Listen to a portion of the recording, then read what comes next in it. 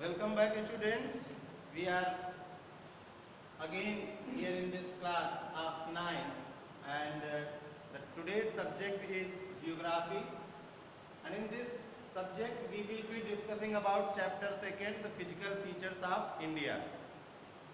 And for your convenience, the chapter is again divided into parts, as some of the things are quite lengthy and that cannot be covered in one single video.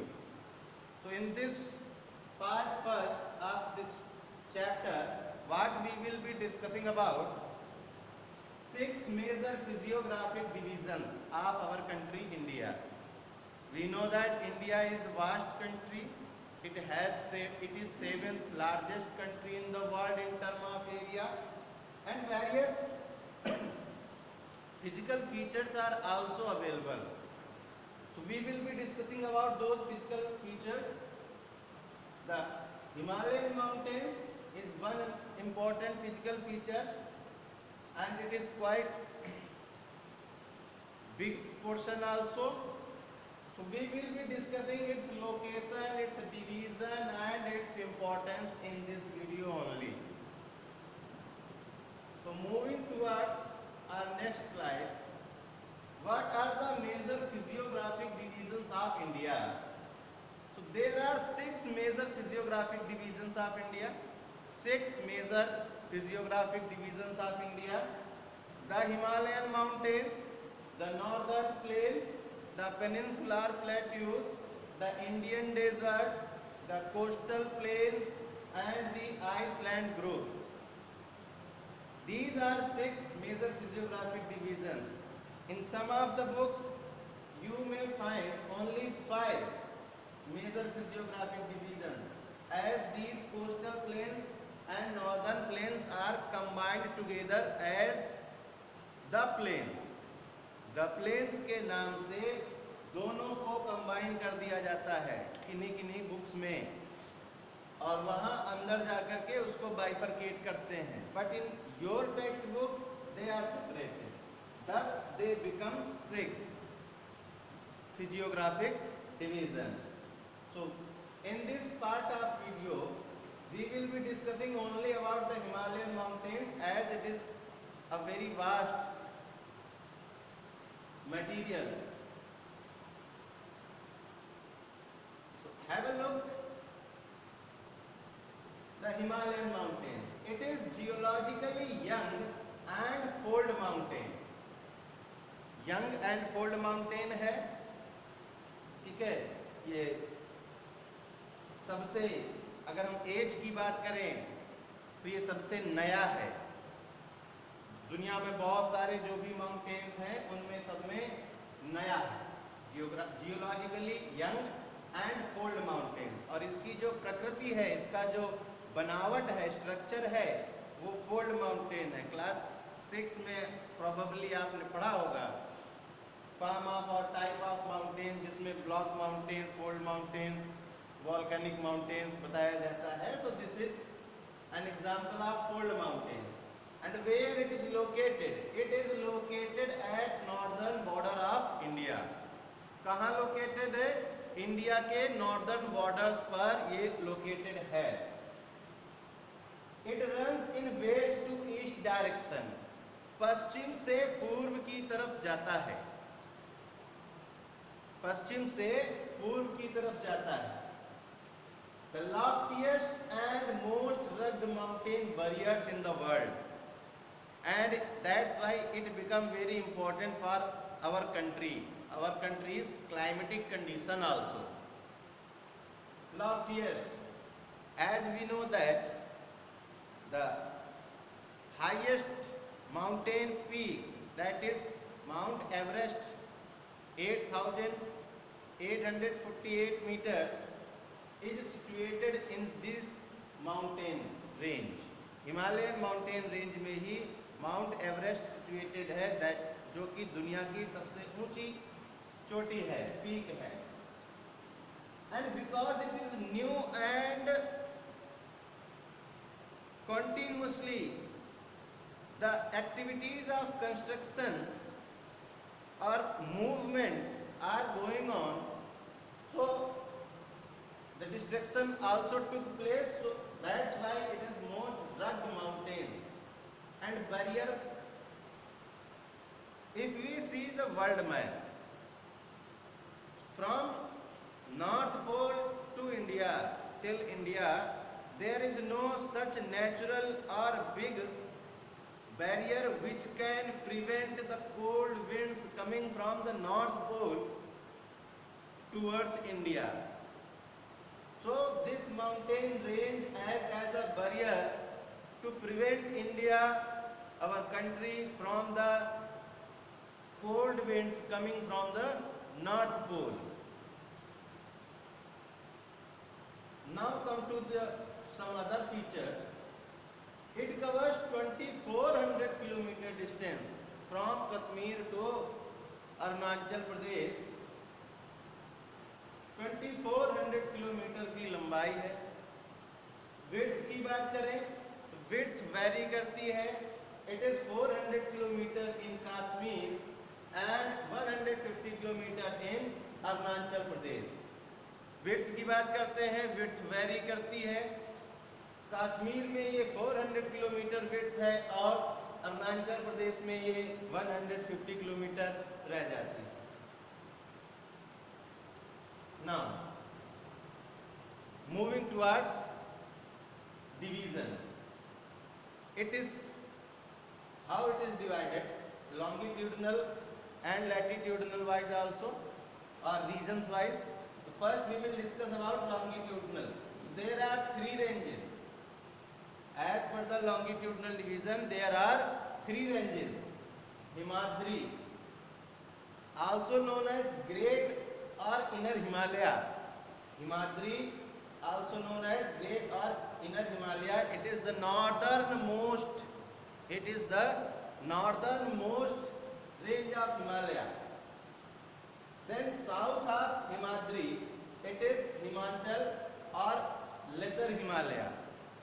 Himachal is also known as Lesser Himalaya. And then the third one is Shivalik. It is also known as Outer Himalaya. Okay, so longitudinal, these are three ranges. The northernmost, Himadri, Great or Inner Himalaya, Himachal, that is also known as Lesser Himalaya, and then Shivalik, which is also known as Outer Himalaya. In next few slides, we will be discussing about all these three ranges in little descriptive manner. Now come to the regional division. As it stretches over 2400 kilometers from Kashmir to Arunachal Pradesh, so it is also divided on the basis of region also. That is demarcated by river valleys. दो नदियों के बीच के हिमालय को region wise divide किया गया है और उनके कुछ नाम हैं. Let us see. Between Indus and Satluj river, between Indus and Satluj river, it is known as Punjab Himalaya, Kashmir Himalaya, Himachal Himalaya. Between Indus and Satluj river, Himalaya regionally known as Punjab Himalaya, Kashmir Himalaya or Himachal Himalaya. Moving towards east, between Satluj and Kali rivers, between Satluj and Kali rivers, it is Kumaon Himalaya. It is Kumaon Himalaya. Then between Kali and Teesta river, it is known as Nepal Himalaya. Then from between Teesta and Dibang river, Himalaya regionally known as Assam Himalaya. So this is very important point, and as we see that the region is demarcated by river valleys. तो ये जो पंजाब है, तो हिमालय का जो हिस्सा पंजाब राज्य के बीच में आता है, वहाँ पे उसको पंजाब हिमालय कह लेते हैं. जो हिस्सा कश्मीर में पड़ता है उसको कश्मीर हिमालय कह लेते हैं. जो हिस्सा हिमाचल के स्टेट में आता है उसको हिमाचल हिमालय कह लेते हैं. सिमिलरली आगे बढ़ते हुए कुमाऊं हिमालय है, काली और तीस्ता ये नेपाल के आस में पड़ता है, तो उसको नेपाल हिमालय कह लेते हैं। और फिर तीस्ता से दिबांग असम पहुंच जाते हैं, तो वहां पे इसको असम हिमालय कहते हैं। चलिए अब आगे बढ़ते हैं। Now we will discuss in brief the three ranges that we had studied earlier. The Himadri, that is also known as Inner or Great Himalaya. It is the northernmost range of Himalaya. ठीक है, सबसे उत्तरी range है ये, और इसीलिए it is the most continuous range. It is not rugged or broken in parts. Most continuous range. Average height of the peaks is about 600 meters.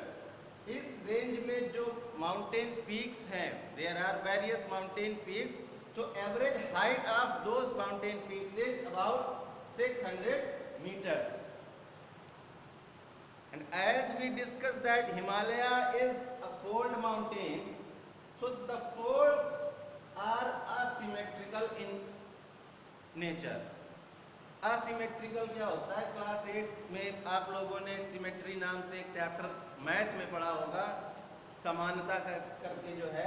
तो यहाँ के जो फोल्ड्स हैं वो असिमेट्रिकल हैं, एक दूसरे से अलग अलग हैं, उनमें समानता नहीं है। The next point says core of this range is composed of granite. Core जो है इस माउंटेन रेंज की वो एक हार्ड सॉलिड ग्रेनाइट पत्थर की है, ठीक है। Then perennially snow bound throughout the whole year. This mountain range is snow bounded, means 12 महीने यहाँ पर बर्फ जमी रहती है। बर्फ जमी रहने की वजह से क्या है, it is origin place of various perennial rivers like Indus, Brahmaputra, etc. Because of snow boundedness, throughout the year snow is present over there, and from the glaciers and from various other places some very important and famous perennial rivers are originated from this mountain range. I hope the things are quite clear now about the Himadri, which is also known as Inner or Great Himalaya. Now moving towards our next range, that is Himachal, which is also known as Lesser Himalaya. Himachal is situated to the south of Himadri. Himachal is situated to the south of Himadri. It is the most rugged mountain system. बहुत ज़्यादा टूट फूट होती है इस mountain range में। It is composed of highly compressed and Altered rocks. यहाँ के जो पत्थर हैं या ये माउंटेन रेंज के जो पत्थर हैं, कोर है, that is highly compressed and Altered rocks. Altitudinal variation, mountain peaks की ऊंचाई में जो वेरिएशन है वो एवरेज वेरिएशन 3700 टू 4500 मीटर्स तक होता है। Average width is about 50 kilometre. Average width of this Himachal range is about 50 kilometre. Longest range, इस हिमाचल और लेसर हिमालय रेंज में जो सबसे ऊंची माउंटेन पीक है, that is Pir Panjal, and Dhauladhar Mahabharat range are also some prominent or important mountain peaks. Now some famous valleys like Kashmir Valley is there, Kangra Valley is there, Kullu Valley is there. So these are some another important features of this Himachal or Lesser Himalaya mountain range. ठीक है, तो एक बार revise कर लेते हैं झटपट से। South of Himadri most rugged mountain system है ये। It is composed of highly compressed and Altered rock. कितना है 3700 to 4500 metre.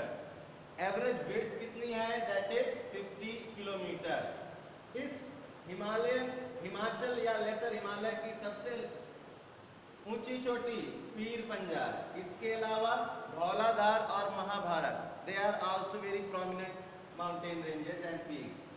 Famous valleys, Kashmir is there, Kangra and Kullu etc. Now we will be moving towards the Shivaliks, which is also known as outer Himalaya. Shivalik को outer Himalaya भी कहते हैं and this is the southernmost range of Himalaya. Southernmost range of Himalaya. Its average width is about 10 to 50 kilometer. Its average width is about 10 to 50 kilometer.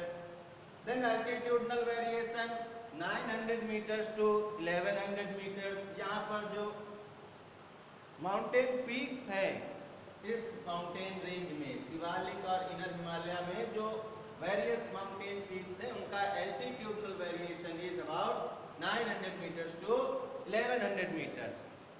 अब ये बना कैसे है या यहाँ के जो पत्थर हैं, कोर है, उसका नेचर कैसा है? So it is composed of unconsolidated sediments. It is composed of unconsolidated sediments which have been brought down by the rivers which origin in the Himadri or Himachal. Himadri और हिमाचल से ओरिजिन होने वाली reverse अपने साथ जो sediments बहा कर लाती हैं उन्हीं से इसका निर्माण हुआ है।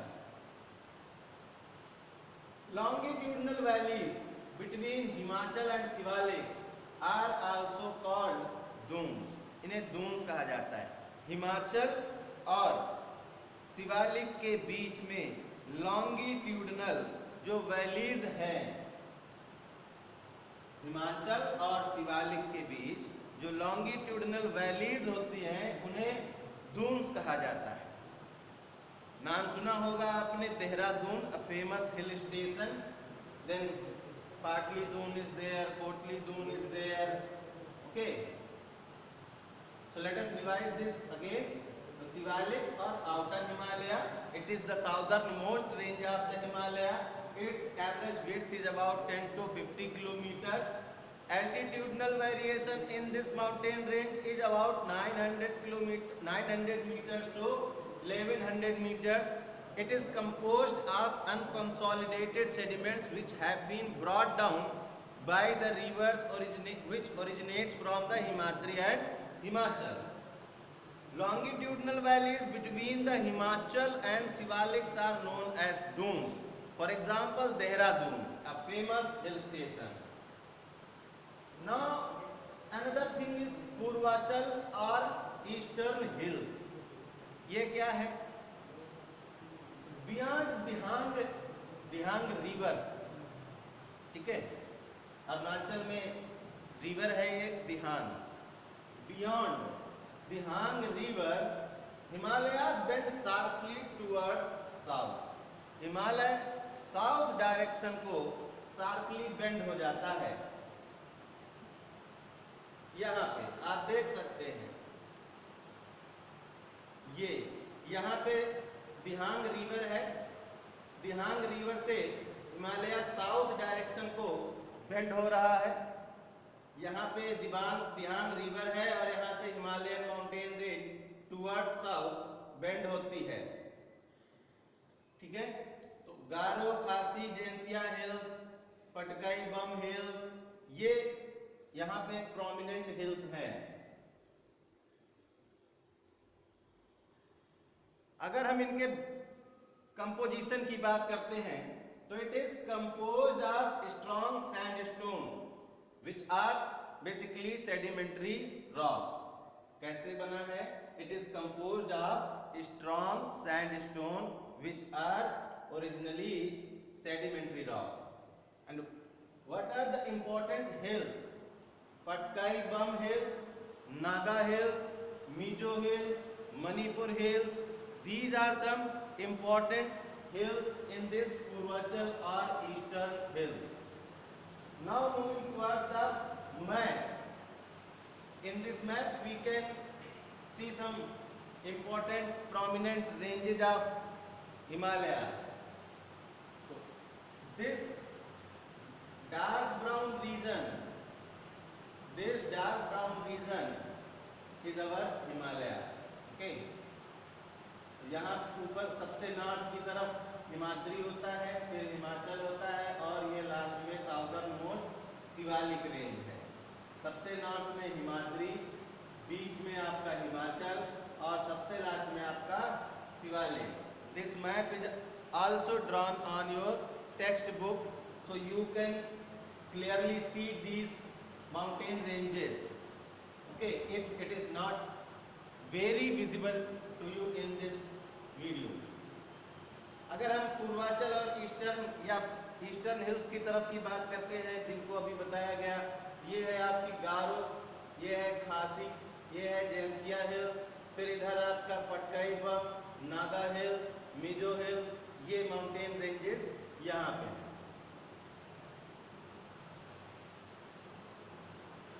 I hope students in this part of video I made the Himalayan mountains quite descriptive, tried to describe each and everything from your textbook, which can be very useful for you.